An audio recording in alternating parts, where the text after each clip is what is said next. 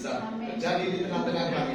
Di zaman kisah para rasul, Tuhan, kami percaya terjadi juga hari ini. Di tempat wadah yang sangat sederhana ini, Engkau Roh-Mu hadir bersama kami. Kami melihat Tuhan orang-orang lumpuh, orang buta tuli, bahkan orang-orang yang tidak mampu untuk melakukan apapun, tapi kuasa-Mu ada di sini, Tuhan. Dan kami percaya mereka yang datang dengan sakit penyakit, maka pulang disembuhkan oleh Tuhan. Mereka datang dengan ikatan narkoba, ikatan setan, mereka pulang dengan kelepasan, Tuhan. Mereka datang dengan beban, mereka datang dengan hubungan hidup, dan mereka pulang dengan sorak-sorai, dengan sukacita Tuhan. Karena kami percaya Tuhan, kehadiran Tuhan jauh lebih berarti bagi kami. Kami percaya Tuhan di pagi hari ini, pagi mukjizat, di mana kami menyambut hadirat Tuhan yang sangat kuat di tempat ini. Kami sambut kesucian-Mu, kekudusan Tuhan di tempat ini. Tuhan Yesus, terima kasih untuk kesempatan hamba yang Tuhan mau pakai hari ini menyampaikan isi hati Tuhan. Urapi hamba-Mu, urapi dan mengurapi yang sangat baru Tuhan, yang manis, dan begitu juga jemaat-Mu menjamah semua, urapi. Dan kami percaya ruangan ini penuh dengan hadirat Tuhan, ruangan ini penuh kemuliaan Tuhan. Dan kami percaya Tuhan, tempat ini menjadi tempat di mana Roh Kudus hadir di pagi hari ini. Dan dalam nama Yesus dan hamba Tuhan kami berdoa, dan setiap orang diberi damai ketika mendengar firman ini. Dan roh yang tidak berasal dari Tuhan harus tunduk dalam nama Yesus. Setan, aku perintahkan engkau meninggalkan setiap pribadi, meninggalkan tubuh mereka, meninggalkan telinga mereka, meninggalkan hati mereka. Dalam nama Yesus, dengan satu nama Yesus harus keluar dalam nama Yesus. Tinggalkan ruangan ini. Dan hadirat Tuhan ada di sini. Kalau tidak boleh ada di sini. Demi nama Yesus, kami sambut kemuliaan Tuhan. Dan kami berdoa, kita percaya sama-sama kita katakan, amin. Kita berikan tepuk tangan. Shalom. Selamat pagi. Salam kiri kanan mulia wajahnya. Katakan, jangan ngantuk ya. Lihat wajahnya, salam dulu dengan hangat. Lihat, jangan ngantuk ya. Jadi kita berpikir dia lagi dengarkan firman Tuhan lagi berdoa, rupanya sudah ada di alam lain, alam mimpi, saudara ya. Amin. Ya, saya bersyukur saudaraku, ini yang ketiga kali saya ada di sini. Ya, terima kasih buat pengembala kita Pak Yakob yang beri kesempatan buat saya. Amin, saudaraku. Kita langsung saja saudara. Saudara yang ada di belakang saya kelihatan nggak di sini? Kalau tidak kelihatan, ya udah nggak gabung ya. Kelihatan ya? Semua kelihatan ya. Oke, baik. Saya langsung saja saudaraku. Saya percaya saudara, ketika saudara bertemu seperti ini, tempat ini, saya percaya saudaraku, engkau datang dengan beban, engkau datang dengan masalah hidup, engkau datang tepat pada waktunya, engkau datang tepat di mana saudara mencari jawaban. Yesus adalah jawabannya. Amin saudaraku. Dan saya percaya saudaraku yang sakit siap-siap disembuhkan oleh Tuhan. Amin. Engkau yang berbeban berat, engkau mendapat jalan keluar dengan firman Tuhan. Ya, kita langsung saja. Saya akan berbicara pada saudara tentang iman, saudara. Ya, kadang iman ini banyak orang pertanyakan apa itu iman. Ya, iman saudaraku. Kalau saudara pernah mendengar, mari kita berdoa atau mari kita beribadah. Artinya apa? Itu artinya orang yang dia beriman, itu suatu kepercayaan. Tapi mari kita buka saudaraku Ibrani, sama-sama yang bawa kitab saudara, kita langsung saja supaya ini. Ibrani 11 ayat 1 saudara. Sama-sama saudaraku. Ibrani 11 ayat 1. Apa itu iman saudaraku? Oke, salah satu bisa ditampilkan saudara.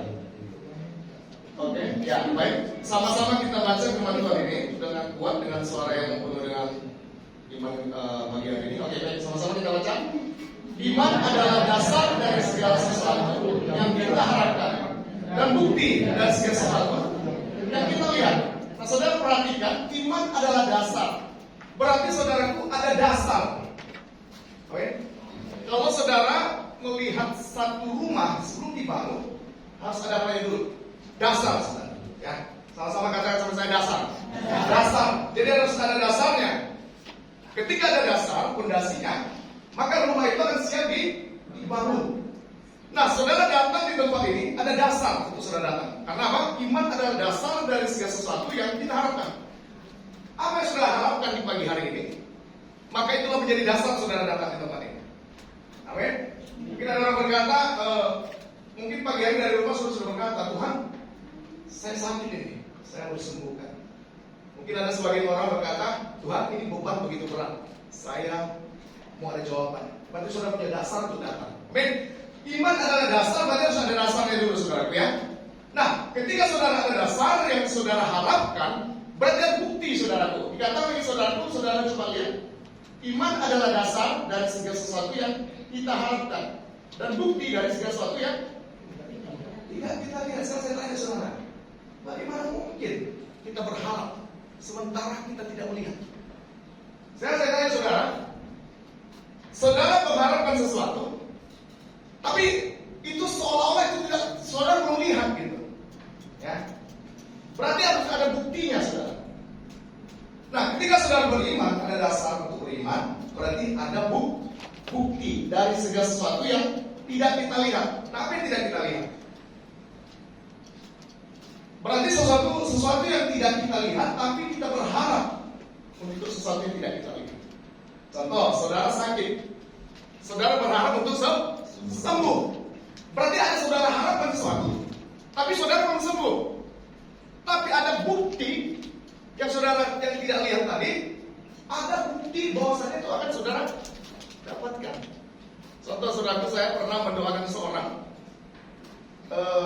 iman, saudaraku, makanya saya datang kepada orang Kristen, sering mendoakan orang Kristen itu biasa. Ya, saya datang kepada seorang ibu, apa yang mau saya doakan? Ibu itu tidak bisa berjalan, banyak saudara orang lumpuh, saudara, dia nggak bisa berjalan. Lalu saya katakan, ibu, hari ini juga akan berjalan. Aneh kan? Aneh. Tapi saudara kalau nggak sampai ke situ, imannya jangan. Ya, itu nggak boleh dicapin. Nanti dia nggak jalan, saudara masalah. Tapi untuk saudara katakan, ibu, saya katakan, ibu hari ini kau akan berjalan. Sementara saya belum melihat ibu itu jalan, dia masih lumpuh. Tapi saya mengucapkan dengan mulut saya, ada dasar saya mengucapkan itu, yaitu iman. Iman itu harus ada buktinya. Berarti waktu dia lumpuh, waktu saya ucapkan ibu, sebentar kau akan berjalan. Waktu saya perintahkan dalam nama Yesus jalan, dia jalan. Berarti adalah bukti dari sesuatu yang tidak dilihat tadi, tiba-tiba terjadi, dia bisa berjalan. Amin. Nah, iman itu saudara sangat sederhana sekali. Kalau saudara beriman kepada Tuhan, sangat sederhana sekali. Nah, sekarang saya tanya saudaraku, saudara sering nggak mendengar berapa banyak kita datang ke gereja? Ya, saya mendengar itu, saudara. Mungkin saudara, nanti saya akan buktikan. Mujizat terjadi karena percaya, atau hanya percaya saja, atau orang yang tidak percaya juga bisa menerima mujizat. Saya buktikan, saudaraku. Banyak orang, saudaraku, ketika saudara datang kepada Tuhan, contoh sakit penyakit, ada hamba Tuhan atau siapa pun berkata, ibu harus beriman, betul ya? Saya tanya, kenapa disuruh saudara beriman? Ibu harus beriman, supaya ibu sembuh. Salah nggak? Nggak salah. Tapi bagi saya, itu tidak semua harus diucapkan dia harus beriman. Karena kalau dia tidak beriman, dia tidak sembuh. Saya akan buktikan, orang yang tidak beriman didoakan sembuh. Saudara kaget kan? Selama saudara harus percaya Yesus, kalau nggak percaya nggak sembuh. Jangan, setan suka begitu. Kalau nggak percaya kamu nggak sembuh. Nggak ada ayatnya. Di mana ayat Yesus pernah berkata, kalau engkau tidak beriman, engkau tidak sembuh. Tapi Yesus pernah berkata, dikatakan saudara, percaya nggak kamu? Saya akan melakukan ini. Oke, nah, jadi ada dua macam iman menurut Alkitab, saudaraku. Yang pertama, iman yang tidak melihat, tapi dia percaya. Ada di iman yang mana, saudara, pagi hari ini? Yang kedua adalah iman yang melihat dulu, baru dia percaya. Banyak orang tidak lihat juga dia percaya. Yesus berkata, berbahagia yang tidak melihat tapi percaya. Tapi ada orang dia harus melihat mujizat dulu, baru dia percaya. Saya, saudara, 17 tahun saya dari agama Buddha. Saya dari agama Buddha 17 tahun. Tidak ada orang injili saya, tidak ada orang yang kasih firman Tuhan supaya saya bertobat, supaya saya ikut Yesus, tidak. Kalau Tuhan mau manggil saudara, Tuhan punya banyak cara. Tidak dipakai pun pendeta atau siapapun. Jika mau dipanggil, kau akan datang. Waktu itu, saudaraku, saya datang di satu tempat ibadah kebaktian. Teman ajak, yang ibadah, dan KKR dikatakan nanti dulu, saudaraku, acara malam Natal. Nah, di malam Natal pada saat itu, saudaraku, namanya malam Natal itu ada KKM di daerah kami. Yang khotbah itu artis saudara suruh minta makan. Hanya satu karena saja dari khotbah ini membuat saya menerima Yesus. Saudara, apa perkataannya? Waktu pendeta ini khotbah, dia berkata begini, kemanakah ketika saudara mati? Kemanakah saudara? Bayangkan saudaraku, berapa banyak saya bertemu teman saya, hamba Tuhan dunia, walaupun saya tidak percaya Yesus, saya berteman dengan Kristen, dengan orang-orang gereja, tapi itu tidak menarik hati saya waktu mereka beribadah, mereka melakukan doa. Tapi pada saat pendeta ini saudara berkata, kemanakah engkau? Sesudah engkau mati, kemanakah saudara? Itu pertama kali saya menerima Yesus pada saat itu. Amin. Lalu dikatakan Yesus adalah jalan keselamatan hidup. Tidak seorang pun. Yohanes 4 ayat 16 pada saat itu dia buka, tidak seorang pun datang kepada Bapa kalau tidak melalui aku. Di situ pertama kali saya mendengar satu kata itu saudaraku, kemana saudara sudah meninggal? Dikatakan Yesus sudah di sana. Saya bertobat di situ saudara. Oke. Nah saya membuktikan saudaraku, iman yang tidak melihat tapi percaya. Iman tidak melihat tapi percaya itu udah biasa orang kita Kristen. Saudara tidak melihat tapi saudara percaya. Karena saudara Kristen. Percaya saudara mendoakan orang sakit, orang-orang Kristen punya masalah pergumulan. Percaya sama Yesus dia akan katakan percaya. Tapi waktu saudara bertemu orang beragama lain, contohnya agamanya Buddha atau agamanya Muslim atau apa, saudara nggak bisa berkata begitu. Percaya. Gak boleh saudara berkata kepada Muslim ketika ada agama Buddha. Percaya. Aku bingung. Percaya sama siapa ya? Saya pernah mendoakan saudara kita yang Pinang, ya. Itu orang Buddha, saudara. Buddha semua itu dia mendoakan. Kebetulan saya pernah mendoakan seorang pemimpin dari guru mereka ini. Dia dipercayakan, kalau orang kita Chinese ini dia sebagai ketuanya bagi satu grup itu dia ketuanya saudara sebagai orang terpandang seperti itu. Nah bapak ini sakit kakinya saudaraku, udah lama saudara. Jadi diobati di mana-mana gak sembuh. Saya ketemu pada saat itu sama beliau, Pak John doain saya. Dia bukannya tahu bahwa Yesus itu penyembuh, tapi kata temannya bilang itu Pak John bisa doain orang sakit. Tapi bilang Pak John doain saya. Saya bawa ke ruangan, saya doain. Itu kaki sembuh saudara tiba-tiba. Waktu kaki itu sembuh, dia bilang, Pak, bagaimana 1 minggu kemudian saya ajak Bapak ke Tanjung Pinang. Banyak orang sakit Pak. Tapi mereka ini agama Buddha semua Pak.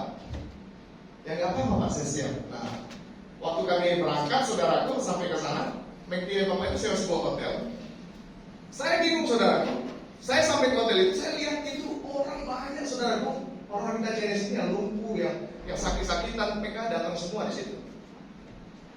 Saudaraku, kalau saudara ada di saya, karena mereka agamanya Buddha, jadi bingung kita. Buddha mereka. Jadi waktu saya masuk ke dalam ruangan itu, saudara tahu nggak apa yang pertama yang mereka mau lihat? Ini Singse ya?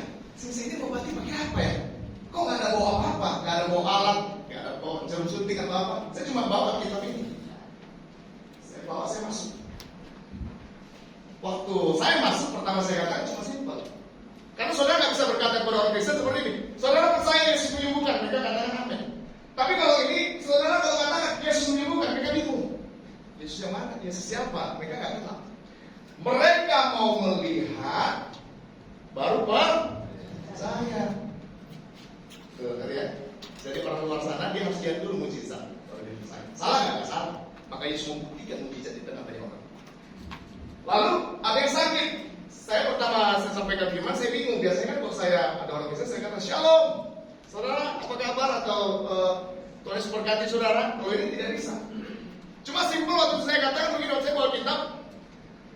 Ibu-ibu, bapak ibu tenang dulu. Saya bukan Singse, saya katakan. Dan saya bukan dokter. Saya seorang hamba Tuhan yang membawa satu nama. Nama ini yang menyembuhkan saudara, bukan saya bilang. Saudara mau tahu namanya siapa? Saya bilang namanya Yesus. Mereka diam aja. Mereka kan nggak tahu nih Yesus seperti apa. Nama Yesus yang menyembuhkan saudara. Nah, simpel sekali. Waktu saya doakan saudara tenang saja saya doakan. Sakit apa itu? Saya bilang saudara langsung nggak butuh lama. Langsung sakit apa? Saya doain dengan itu tadi dengan iman. Dengan iman saya doakan. Sembuh. Ada telapak kaki yang sudah bertahun-tahun nggak terasa, nggak bisa, dia merasa, tiba-tiba merasa. Sembuh. Dia bahasa Cina, dia katakan, teman saya sembuh. Kaki saya merasa. Ada mata yang kurang bisa melihat, tiba-tiba melihat. Nah, mujizat ini terjadi tiba-tiba, bukan karena mereka percaya Yesus. Mengapa mereka bisa sembuh? Karena apa? Karena Tuhan menyembuhkan orang. Bukan hanya karena ini iman. Karena apa? Karena kehendak Dia lagi menyembuhkan, dan kedua, belas kasihan. Banyak orang Kristen tidak beriman, dia tidak percaya kalau dia doakan. Tapi karena Tuhan punya kehendak, belas kasihan, maka dia sembuh. Amen. Maka saya doakan orang, saya nggak berdebat dengan imannya. Kita doakan saja. Tuhan menyembuhkan. Nggak perlu debat dengan iman. Karena Alkitab tidak, Yesus, murid-muridnya, tidak ada berkata begini, kau beriman dulu ya, baru bisa sembuh. Berarti ada syarat. Tapi dalam Yesus tidak ada syarat, saudara.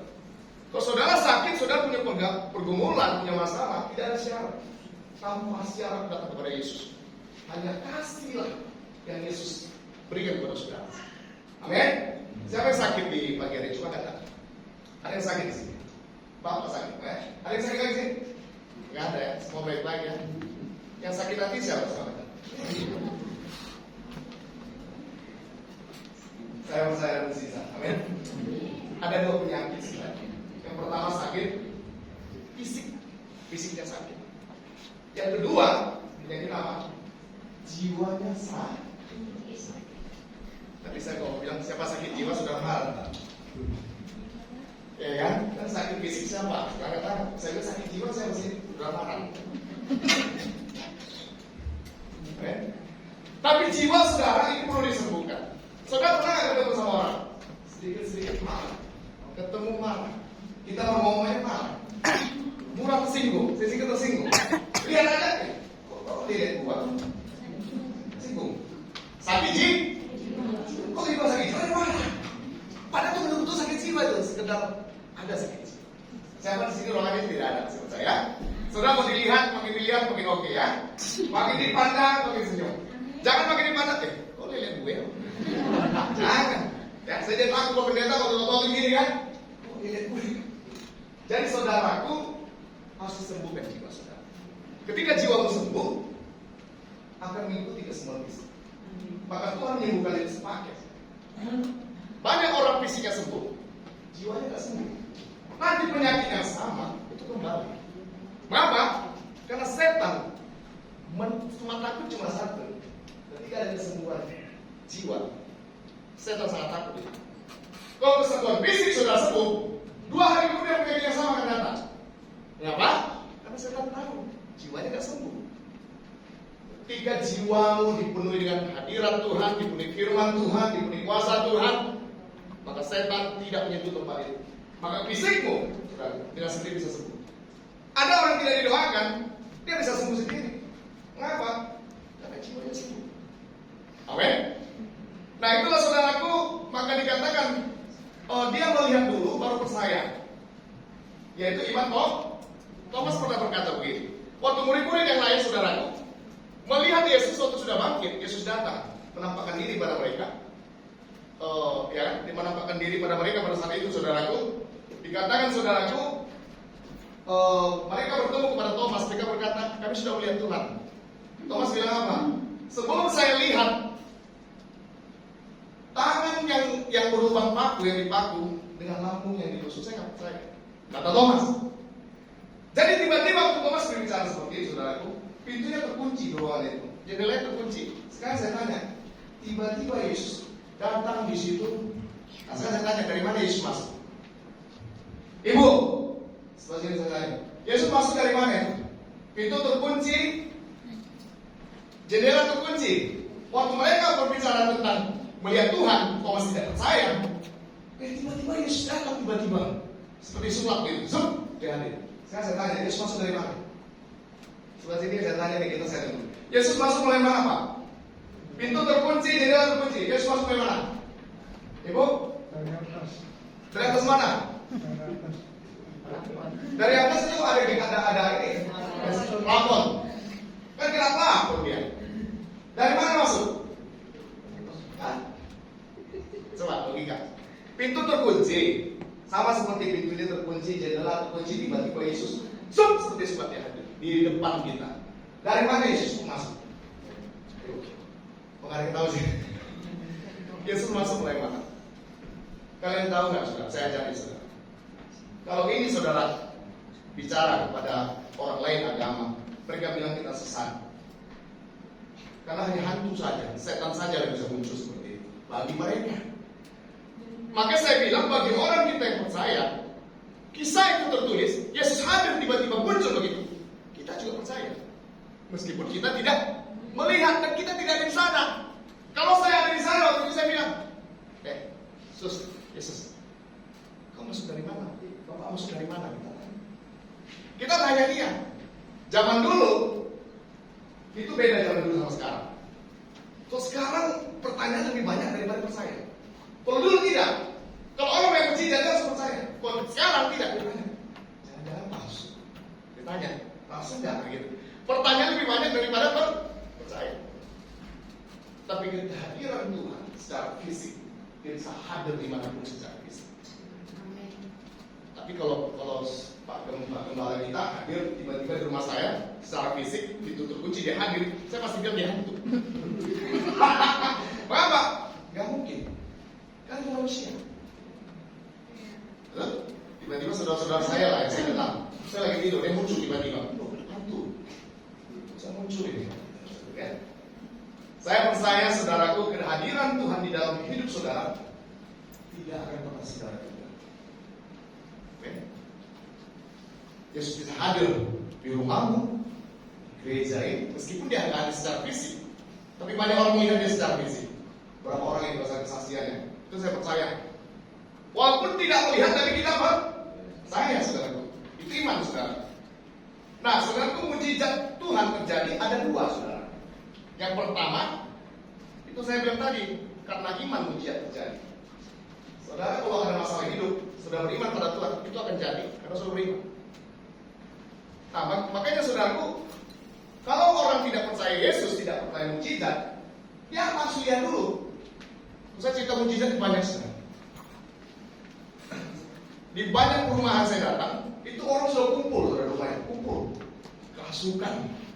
Itu waktu saya tinggal di Bukit Beruntung, Sungai Panas, saya kesini orang dekat sini. Itu kerasukan, RT RW semua datang. Di pagi hari, perempuan itu teriak di kuat, namanya perumahan, saudara ya, gemper-gemper. Waktu teriak histeris wanita, teriak histeris, semua orang komplek itu datang. RT RW datang, ada apa? Mereka pikir suami pukul dia. Mereka ngumpul, saudara. Waktu mereka ngumpul, mereka lihat kerasukan. Ibu ini dipegang, saudara. Badannya gede, ya, goncangannya juga kuat, saudara ya. Dia sebanyak megang. Karena tidak sadar-sadar, karena dia beragama Buddha, dipanggillah dukun setempat, arti dukun lokal. Dia panggil saudara datang. 2 orang saudara, nggak bisa. Waktu itu teman saya, karena kenal saya, pernah lihat saya bawa begitu, dia panggil teman saya. Saya lagi di jalan. Pak John di mana? Lagi di jalan. Ada yang kerasukan, Pak. Satu orang nggak datang. Di mana? Bukit Beruntung. Tidak apa-apa. Saya datang dulu. Waktu saya datang, saya lihat penuh, saudara. Namanya juga perumahan. Di pagarnya penuh, di dalam sudah penuh, di luar sudah penuh. Seperti ulang tahun, seperti menikah, penuh. Lalu saya datang. Mengapa saya berani datang? Ini saya bilang tadi. Kalau saudara ada iman, saudara percaya iman, kau beriman, kau pasti datang. Tapi kalau setengah beriman jangan. Ya, saya datang, saya bilang kepada orang yang kumpul di situ, izinkan saya masuk. Saya masuk, saudara. Saya nggak bawa apa-apa, saya cuma datang, saya jumpai suaminya, saudara. Istrinya itu lagi matanya putih semua, begitu telentang begini. Saya jumpai suaminya. Kan ini agama Buddha, saudara. Jadi kalau agama Buddha, saudara nggak bisa bilang gini, percaya Pak sama Yesus, jangan. Dia nggak percaya.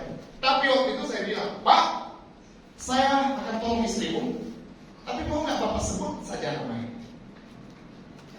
Nama siapa Pak? Kedua nama ini orang saudara, lihat. Namanya Yesus, saya bilang. Saya bukan Kristen, Pak. Saya nggak ajak Bapak masuk Kristen. Cuma nama ini yang bisa tolong istrimu. Sebut aja nama mulai mulutmu. Saya doain. Karena apa, saudara? Tengah orang tanya, kau punya Bapak. Kalau nama Bapakmu disebut dan terbukti, Bapakmu ini. Maka saya katakan Yesus yang bisa tolong istri. Waktu dia katakan Yesus, saya doakan. Hanya satu kata saya katakan, setan tinggalkan tubuh ibu. Waktu saya teriak, saya teriakin keluar, sadar, dia bangun. Waktu dia bangun simpel, sebelum ibu ini tadi kerasukan, ada obat dukun yang dikasih. Dikeluarin saudara sama suaminya. Padahal dukunnya masih belum pergi di situ, saya nggak tahu. Dikeluarin, saya lihat ada tulisan-tulisan ayat-ayat apa lagi semua. Waktu itu saya minta izin, Bu, saya pulang. Karena saya tidak perlu jelaskan tentang Yesus di sana, karena bukti itu akan bercerita. Amin. Jadi buktilah sangat dibutuhkan tentang iman ini, saudara. Jadi kalau saudara beriman harus ada buktinya. Supaya orang beriman ada buktinya. Bukti contoh, kalau orang tanya saudara, udah bertobat belum? Makanya saudaraku Yesus berkata apa? Engkau bisa percaya dari perbuatan-perbuatanmu. Artinya apa? Ketika saudara percaya Yesus, harus ada buktinya. Contoh, saudara beribadah. Bukti daripada saudara percaya Yesus, saudara beribadah, saudara berdoa, saudara ke gereja, saudara datang aktivitas pekerjaan Tuhan secara rohani, saudara datang. Itu bukti saudara percaya. Ada bukti. Amin, saudaraku. Nah, dikatakan saudaraku di situ, Sarah juga seperti itu. Saudaraku, mengapa? Saudara pernah dengar nggak kisah Sarah ini, istri Abraham? Saya buka panjang sekali, saudara bisa catat pada ayatnya. Ini ada ayatnya, saudaraku, di Kejadian 18 ayat 9 sampai 15. Saudara nggak usah buka, bisa catat. Sarah, istri Abraham, itu usianya 91 tahun. Kalau usia 91 tahun, dia sudah mati haid. Haidnya nggak ada lagi, udah tua. Saudara dengar ya, udah tua.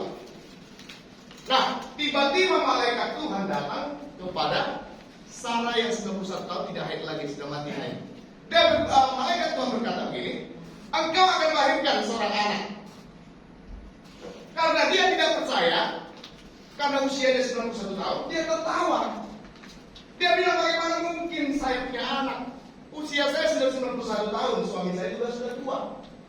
Gak mungkin, dia bilang. Dia tidak percaya. Mengapa dia bisa terima? Anak itu bisa ada di kandungannya, meskipun dia tidak percaya. Karena kehendak Tuhan harus jadi pada dia. Maka waktu malaikat Tuhan mengatakan begitu, tahun depan dia mengandung seorang anak laki-laki, namanya Ishak. Kan dia tidak percaya. Mengapa terjadi mujizat? Dia tidak percaya. Maka dia bilang, bagaimana mungkin? Mujizat terjadi bukan karena saudara percaya, bukan. Saya mau sampaikan, ini banyak gereja yang karena saudara kita harus belajar ini. Harus memaksa orang itu sampai beriman bersumber. Sarah, saudara, kehendak Tuhan lah. Makanya dia punya anak, meskipun dalam gak mungkin lagi. Dan dia juga gak percaya. Tapi kalau kehendak Tuhan, saudara disembuhkan, pasti itu sembuh. Kalau kehendak Tuhan, saudara diberkati, pasti diberkati. Jadi jangan saudaraku berkata, kalau harus percaya Tuhan maka diberkati. Tidak. Orang tidak percaya Tuhan juga diberkati sama materi dan jasmani, mereka sehat kok. Maka itu saya bilang saudaraku, Sarah tidak melihat tapi menerima mujizat, tidak percaya tapi menerima mujizat Tuhan. Dan juga saudaraku dikatakan saudara, kalau saudara baca dulu Anda, seorang lumpuh, ada seorang lumpuh pernah baca di kolom Bethesda, di kolom apa Bethesda ya? Ya, Bethesda. Dia lumpuh saudara. Dia lumpuh itu kolom. Dia tidak percaya Yesus, dia kenal juga tidak. Nah, waktu dia tidak bisa berjalan, dia duduk di samping kolam itu. Karena apa? Karena kepercayaan nenek moyangnya, teman-temannya, daerah tradisi mereka, kalau air kolam ini goncang, barang siapa duluan masuk ke air itu, dia sembuh. Tapi dia berkata, saudaraku, sebelum waktu Yesus datang mendekati dia, Yesus tidak berdebat. Yesus tidak bilang gini, itu berhala. Yesus tidak bilang itu berhala yang kolamnya. Gak boleh, kau percaya atau tidak? Yesus tidak pernah bercerita tentang itu. Tapi dia membuktikan dia bisa menyembuhkan. Yesus katakan begini sama dia, maukah kau sembuh? Ini tanyakan kepada saudara di siang hari ini. Maukah saudara diberkati? Maukah saudara sembuh? Nah, pada saat dia berkata kepada orang lumpuh itu, maukah kau sembuh? Langsung dia jawab karena dia percaya kepada nenek moyangnya. Dia percaya kepada ayat kolam tadi. Dia bilang tidak ada Tuhan. Padahal dia katakan Tuhan, tapi tidak percaya pada Tuhan itu. Tidak ada Tuhan. Orang yang menjatuhkan saya di air itu, kalau air kolam itu goncang. Tapi Yesus berkata apa? Yesus tidak berdebat tentang itu. Yesus berkata apa? Bangunlah, pulanglah, angkatlah tempat tidurmu. Amin. Saya akan buktikan ini, saudara. Makanya orang sembuh bukan karena hanya percaya. Bagus percaya, bagus, itu tidak salah. Memang itu iman. Tapi jangan saudara berkata, engkau tidak sembuh karena engkau tidak beriman. Tidak ada ayatnya. Karena di kolam Bethesda, orang itu tidak percaya. Yesus membuktikan mujizat tadi. Dia cuma berkata, sembuh, bangun, pulang. Nah, inilah saudaraku. Saudara kalau mau disembuhkan, jangan saudara tunggu saudara beriman baru sembuh. Sekarang saya tanya, sampai kapan saudara beriman? Kalau saudara tidak beriman gimana? Maka Yesus menyembuhkan karena dia membuktikan kasih. Orang percaya tidak percaya, tetap dia sembuhkan. Tapi sekarang berbeda. Di berbagai gereja saya dengar ketika saya datang ke kesembuhan, Pak dia nggak beriman, Pak maka nggak sembuh. Saya bilang di mana ayatnya? Saya nggak pernah dengar. Yesus tidak pernah berdebat tentang iman. Tapi Yesus membuktikan kepada mereka boleh sembuh. Beriman tidak beriman, dia sembuhkan. Ini kolam Bethesda, saudara baca. Nah, waktu dia sudah sembuh, dia pergi ke bait suci Allah untuk persembahkan apa namanya Yesus katakan sebagai persembahan ucapan syukur karena kesembuhannya. Orang tanya, siapa menyembuhkan engkau? Saya juga nggak kenal siapa dia. Tapi dia mengatakan, pulanglah, angkatlah tilammu. Saya nggak mengenal dia kata orang dulu tadi. Bayangkan saudara.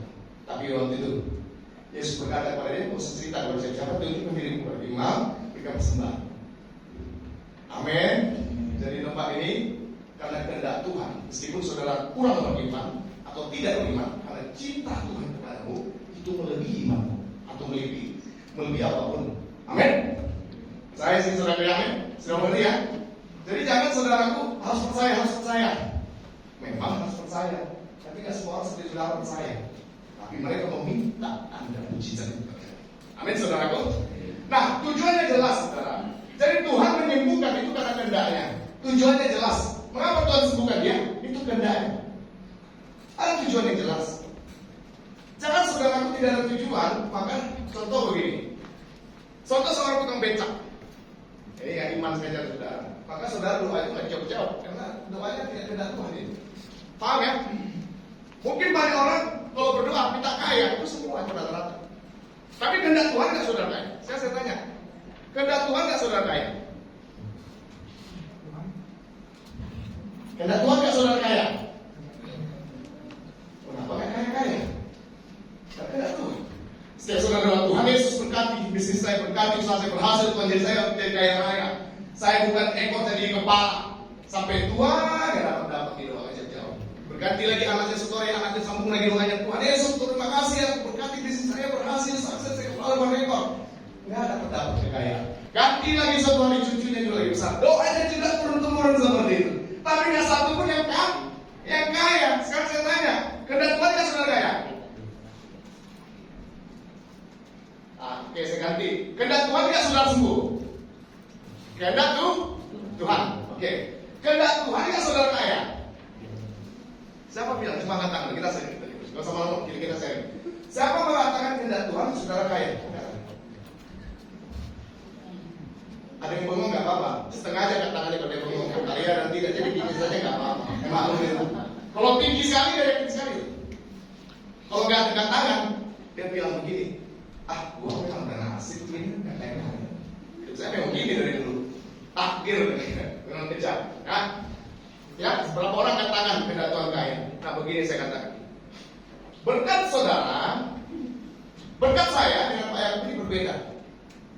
Meskipun firman Tuhan mengatakan engkau akan diberkati, keturunanmu diberkati, contoh.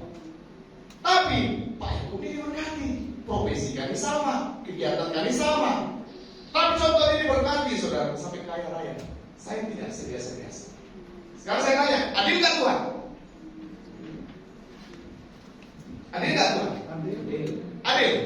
Dari mana adil? Dia kaya, saya enggak, bukan. Terus saya sudah manusia, saya bilang, aduh Tuhan gak adil ini. Doa kami sama, Ibadah kami sama, semua sama. Kok dia diberkati, saya tidak? Adil nggak Tuhan? Adil. Di mana adilnya? Dia diberkati, saya tidak. Adilnya gimana? Karena Tuhan pencipta dan dia suka-suka dia memberikan kepada. Betul, itu jawaban itu saya tunggu jawabannya.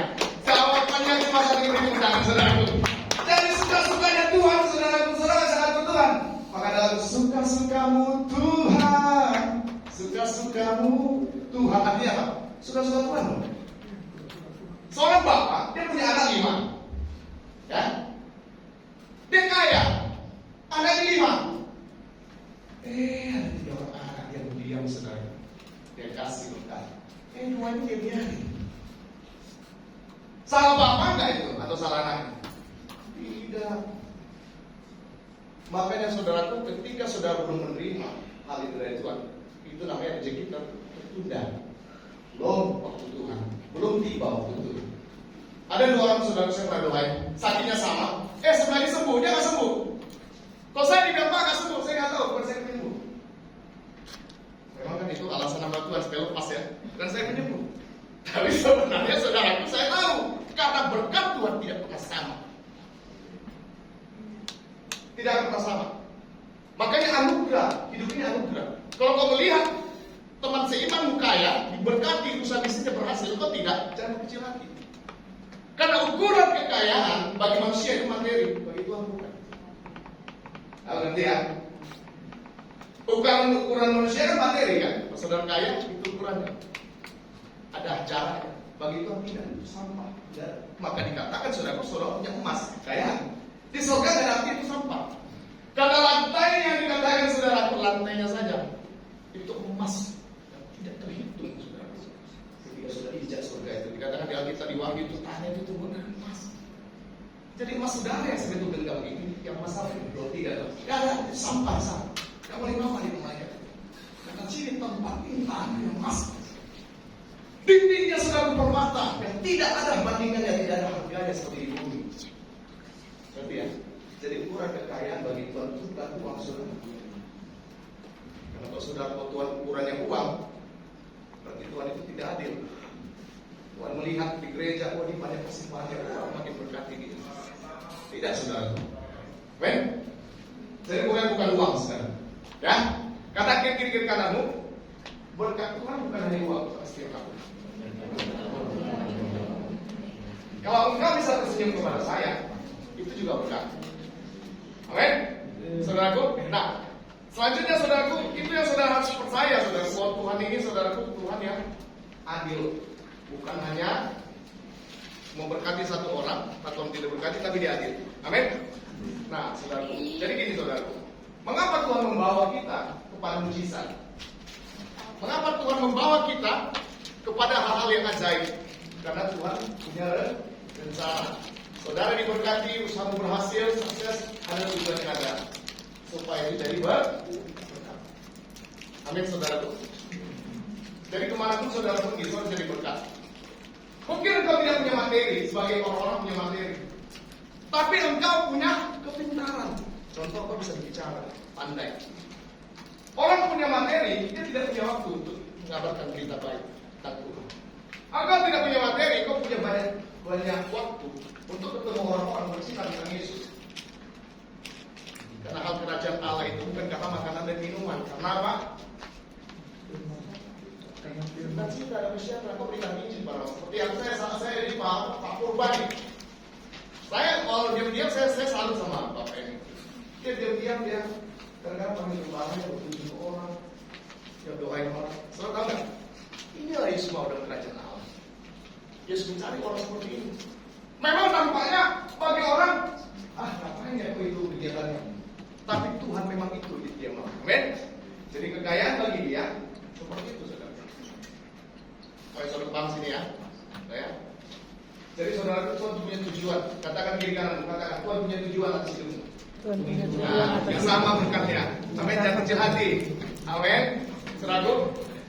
Nah, yang penting saudara pulang nanti setelah hari menutup mata, saudara pulang ke surga rumah Bapa. Hartamu tinggi, ya, kekayaanmu tinggi. Mana ada yang bisa bawa emas ke gepok, saudara? Tapi saya heran saudara, waktu orang hidup, Orang hidup saudaraku ya, ke gereja nggak mau, ke konsel nggak mau, ibadah nggak, semua nggak mau. Kerohanian dia nggak mau. Tapi waktu dia mati, saudara, itu rohani sekali, saudara. Peti matinya gambar Yesus, salibnya gede, Alkitab di dalam, dasinya di sana, semua buku-buku berbicara tentang rohani ada di dalam. Berarti selama dia mati baru rohani banget. Untuk hidup dia tidak rohani, saudara. Dia kalau orang mati, saudara, rohani banget ya. Saudara ke rumah duka, waktu hidup dia nggak pernah gereja suami saya ini. Tapi saudara lirik matanya ke dia punya peti, bingung saudara. Salibnya gede, gambar Yesus, gambar burung merpati, ada Alkitab di dalam, sepatunya jasnya lengkap, lebih dari pendeta, saudara. Parfum lagi, harum lagi. Jadi waktu mati lebih rohani daripada waktu hidup. Katakan kiri kanan, kita akan pulang loh. Coba, kita suatu hari akan pulang. Tapi kita tidak pernah bawa apapun. Amin. Ya. Suatu hari saudara ini kita cerita. Suatu hari ada tukang becak. Tukang becak ini saudaraku, jadi ada ibu orang kaya. Dia bilang, Cak, antar dulu saya. Kemana? Tujuan. Karena tukang becak ini saudaraku masih baru di kota ini, dia antar ibu. Tapi bu, saya kurang paham di kota ini. Jangan, nggak apa-apa, saya bawa aja kamu. Waktu dibawa lulus, saudaraku, waktu dia berangkat, enak dia jalan. Ke kiri pak, ke kiri. Ke kanan pak, ke kanan. Lurus pak, lurus. Belok lagi sedikit lagi pak. Jadi tukang becaknya berkata, nggak sampai-sampai dari tadi udah 1 jam, hampir belok kanan, belok kiri. Akhirnya sampailah tujuannya, ibu ini sampai tujuan. Udah ngos-ngosan tukang becak. Ibu dibayar 100.000. Dia nangis tukang becak ini. Waktu dia nangis, ibu itu pikir masih kurang kali 100.000. Dia kasih 200.000. Makin nangis. Dikasih 500.000. Makin kuat nangisnya. Lalu ibu itu bilang, mengapa? Masih kurang ya? Bukan uang yang saya tangisi, Bu. Saya nggak tahu lagi jalan pulang. Karena bingung saudaraku, dia datang, dia pergi tahu, dia pulang nggak tahu. Begitu banyak hidup kita seperti itu.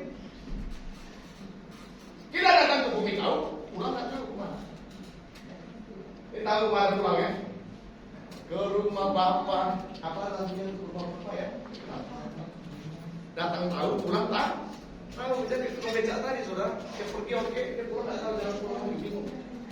Amin saudaraku, ya.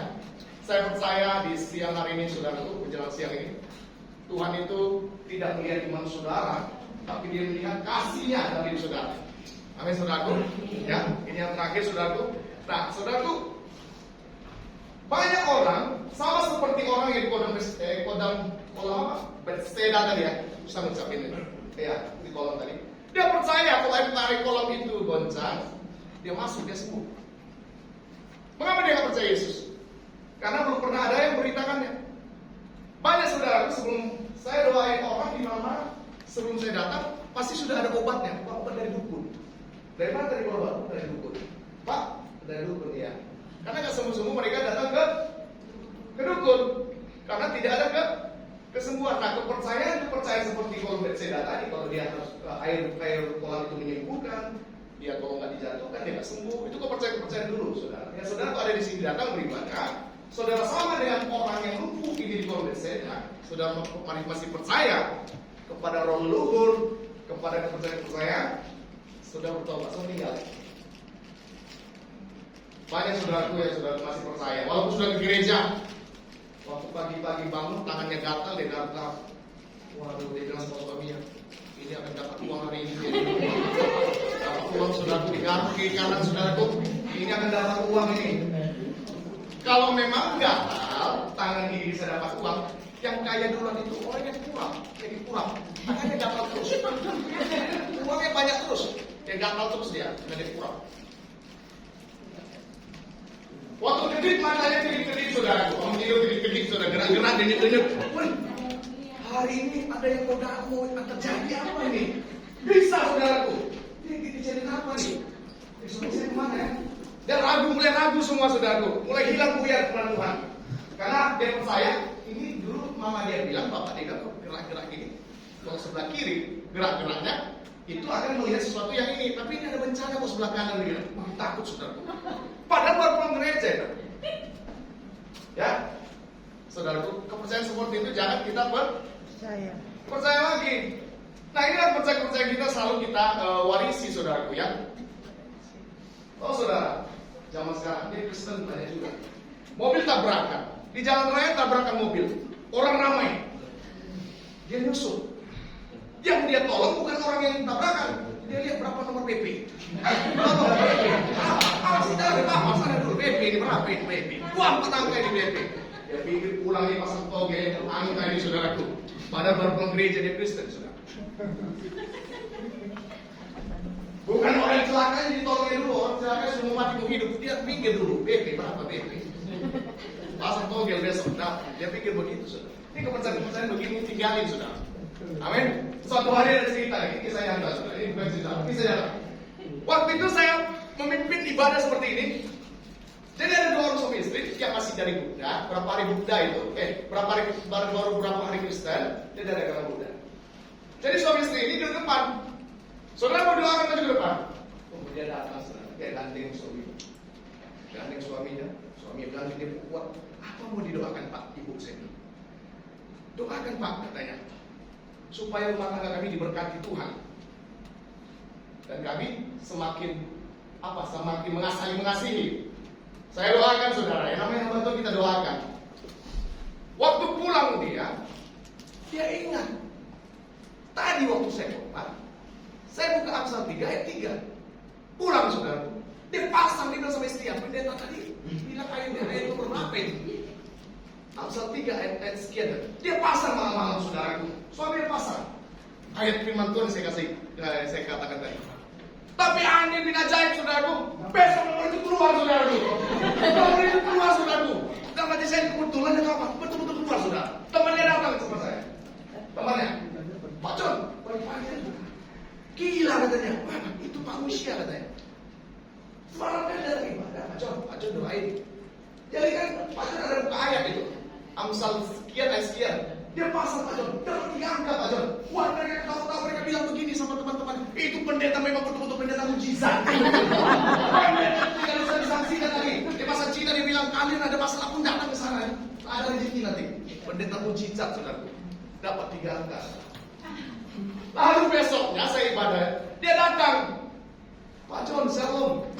Luar biasa Pak John, berkat Tuhan. Memang Tuhan ini luar biasa.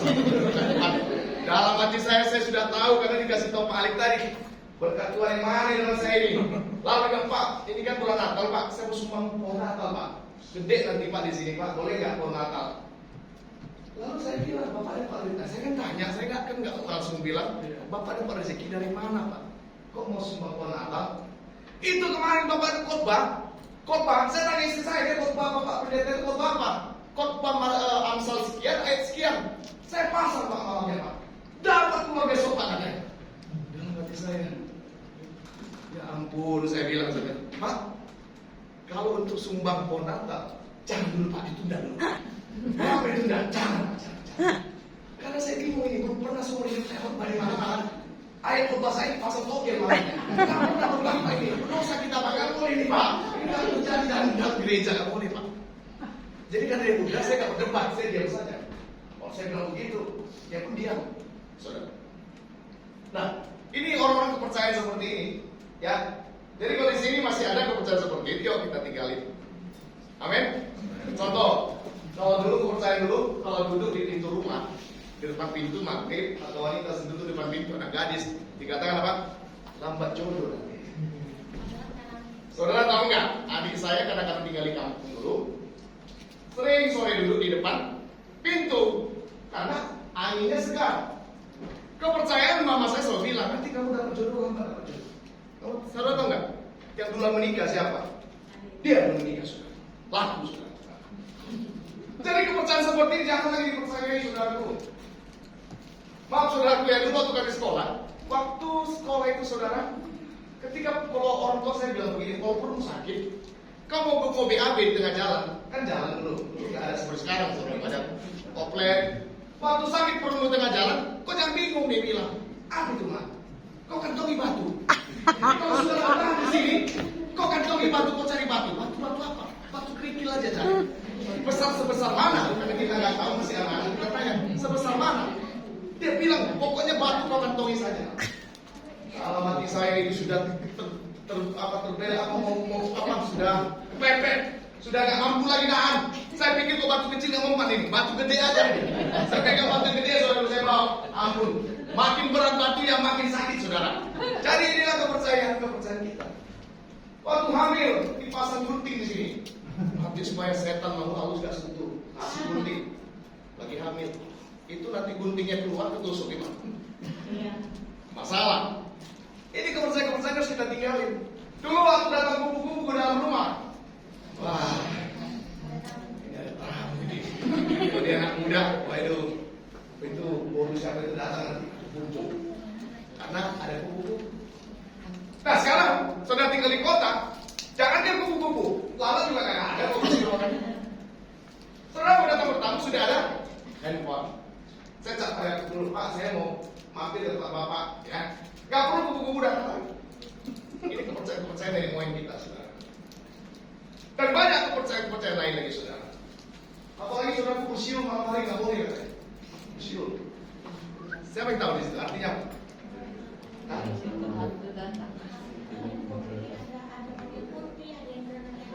Nah, kayaknya Ibu Di senior nih. Paham semua dia. Nanti pulang sharing. Ya. Jadi saudara bersiul malam hari tidak boleh. Jadi banyak warisan-warisan dari uang kita tinggalin. Amin saudaraku ya. Jadi di mana-mana saudaraku kalau merantau dari kampung ya itu saudara pegangan jangan ditinggalin. Amin. Katakan kiri kananmu, Yesus cukup bagi kamu. Ini kuat tepu dia, Yesus cukup bagi kamu. Yesus cukup bagi kamu. Amin. Berikan saudara. Hanya Yesus saja cukup bagi kita. Amin. Kalau ada Yesus, saudara damai, saudara tenang, kemana sudah pergi. Amin, saudaraku. Yang jangan takut karena hidup ini ada di tangan Tuhan. Maka orang bilang gini, kalau belum saatnya mati, mau sakit gimana pun nggak mati-mati. Ya belum waktunya. Amin. Jadi saudaraku saya percaya, saudara, waktu Tuhan yang terbaik bagi saudara. Apa yang saudara doakan hari ini belum dikabulkan Tuhan, ada waktu Tuhan yang terbaik. Kalau itu tidak dikabulkan Tuhan, bilang, kalau ini tidak kehendak Tuhan, saya sudah menerima Tuhan, saya tidak doakan. Amin. Ada iman, dia doa. Contoh begini, semua doa kalau beriman kan bisa terjadi mujizat, betul? Tapi ada doa yang bukan kehendak Tuhan, terakhir saya doa. Contohnya begini, saudara kalau sudah berusia, sini di ruangan ini mohon maaf, siapa yang paling tua di sini? Mama kali ya, mama saya ini paling. Usia berapa paling tua di sini Pak katakan? Ada nggak usia 60 tahun di sini?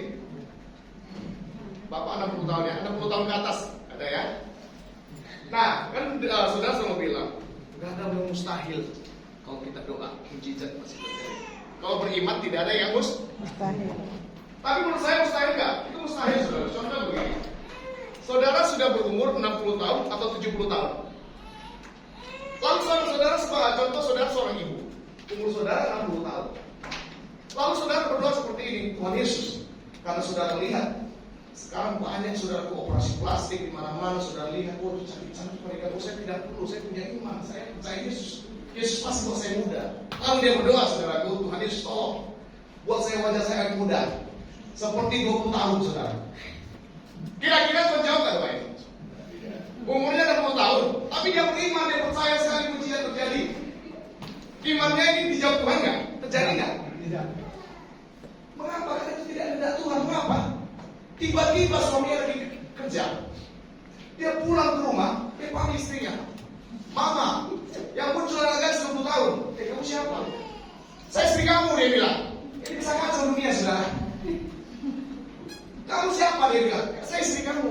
Saya doa mujizat Tuhan terjadi, saya seperti 20 tahun. Saudaraku, apa nggak bingung suaminya? Jadi ada iman, tidak turun kehendak Tuhan, itu tidak boleh didoakan. Sama seperti itu. Ada seorang ibu dulu saya doakan, dia besar badannya saudara. Berapa kilo dia saudara? Gede saudara.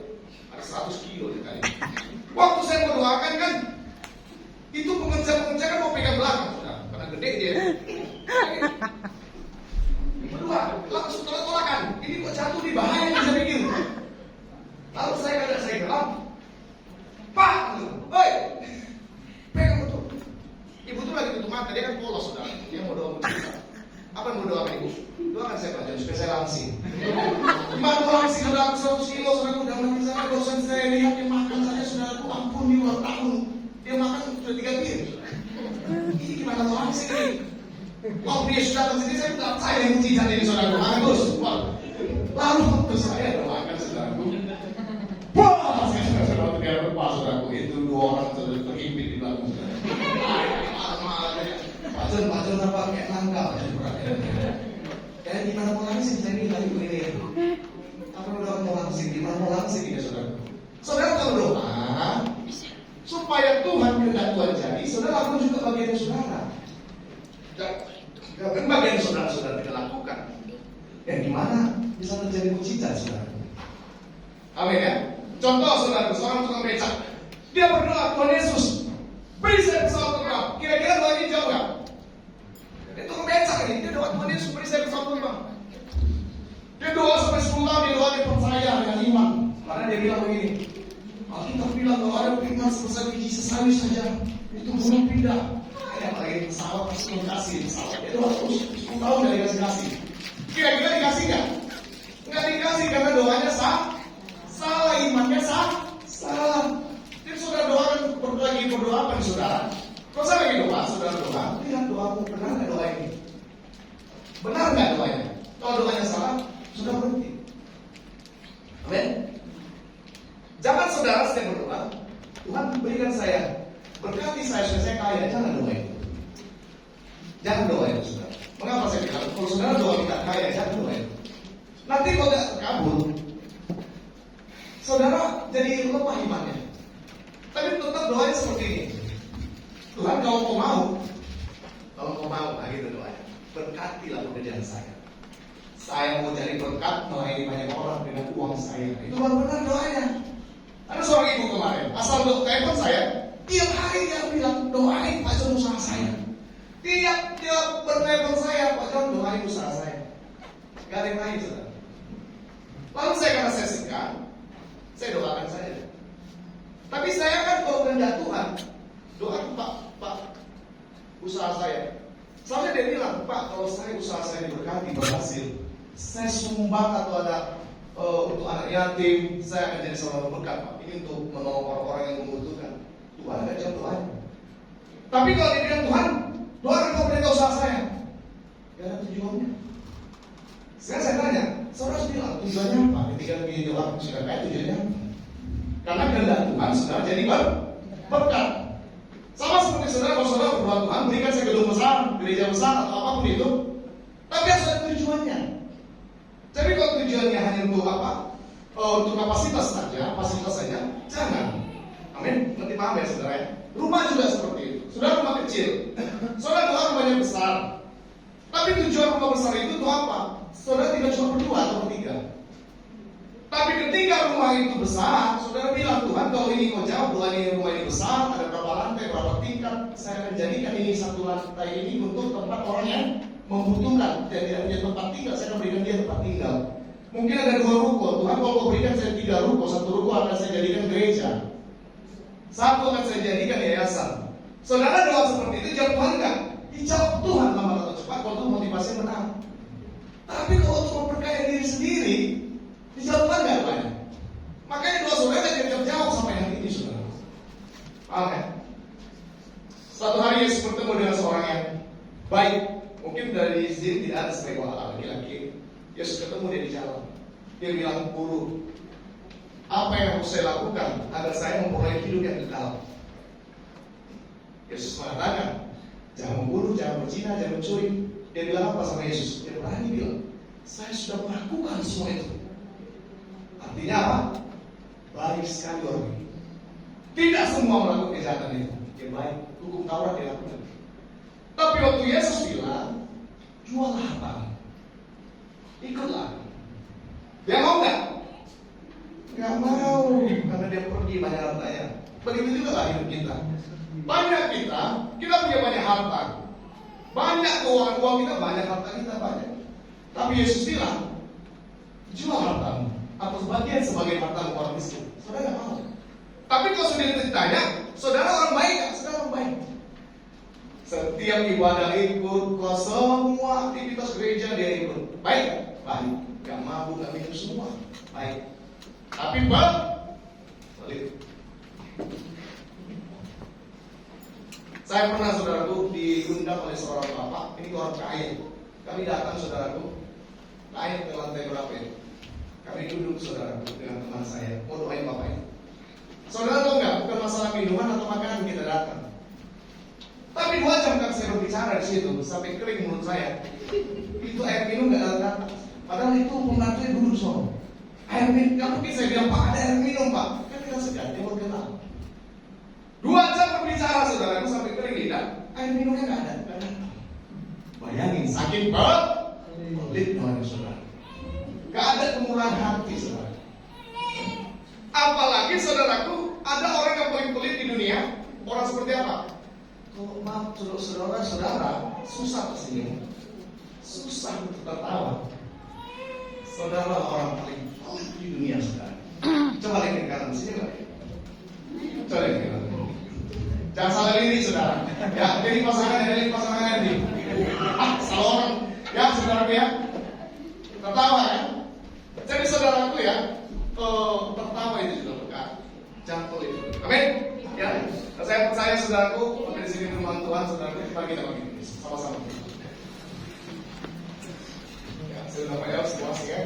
Saudaraku, engkau datang kepada Tuhan, percayalah, Tuhan memberkati saudara atau menyembuhkan saudara, karena bukan hanya saudara beriman, tapi kehendak Tuhan saudara diberkati dan disembuhkan. Itu kehendak Tuhan. Saudara jangan tanya, saya tidak punya iman atau punya iman. Tuhan tidak pernah berdebat dengan iman saudara. Karena Tuhan mengatakan pernah kepada seorang, kalau engkau punya iman sebesar biji sesali saja, engkau bisa memindahkan Tuhan. Tapi iman sebesar ini ada nggak? Kalau tidak ada, Tuhan tidak berdebat dengan imanmu. Begitu juga saudara ketika bertemu dengan saudara-saudara muslim yang sakit, yang dia dalam masalah, jangan katakan kau harus beriman, jangan berdebat tentang imannya. Tapi tujuanmu adalah cukup mendoakannya dan memberkatinya, saudara. Amin. Bagian iman dan cicak orang tersebut itu urusan Tuhan. Amin. Kalau kehendak Tuhan dia sembuh, maka sembuh. Amin, saudara. Saudara yang sakit, saudara boleh maju ke depan. Saudara mau didoakan.